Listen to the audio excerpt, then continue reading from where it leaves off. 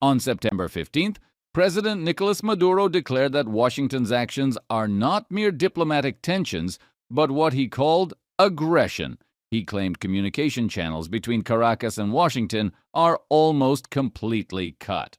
At the same time, the United States has stepped up its military presence in the southern Caribbean, insisting it is part of a crackdown on drug trafficking. This standoff comes just weeks after a series of incidents that fueled mistrust.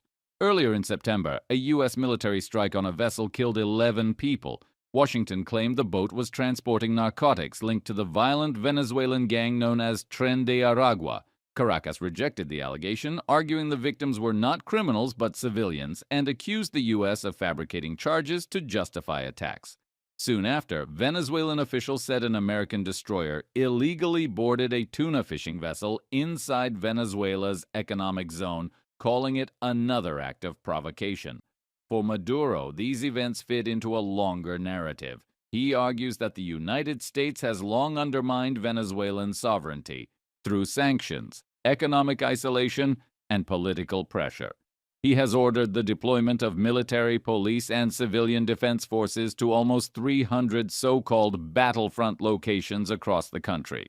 His government frames this mobilization as necessary to resist what it describes as hybrid warfare, combining military threats with diplomatic and financial pressure. The United States presents a very different story. Washington insists its actions target transnational crime and drug smuggling, not Venezuela as a state.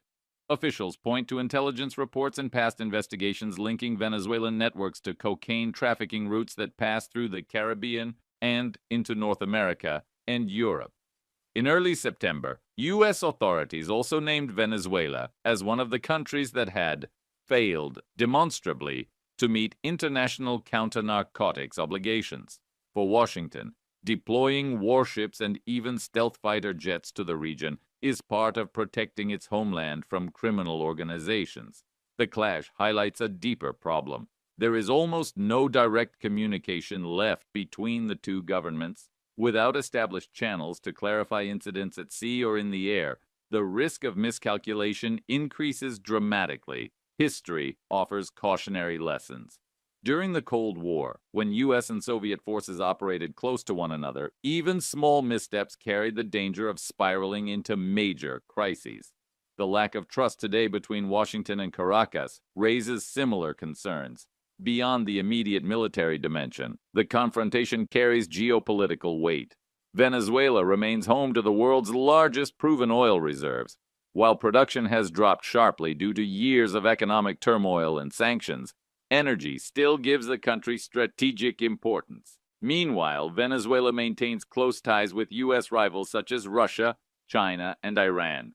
Any escalation in the Caribbean could therefore draw in broader international interests. For ordinary Venezuelans, the crisis adds to already difficult conditions. The country has endured a prolonged economic collapse, hyperinflation, shortages of medicine and food, and waves of emigration. Tighter U.S. sanctions and the threat of military conflict may further isolate the population. At the same time, Washington faces its own dilemmas. Acting tough on narcotics trafficking plays well domestically, but sustained military engagement in the Caribbean risks new entanglements and international criticism.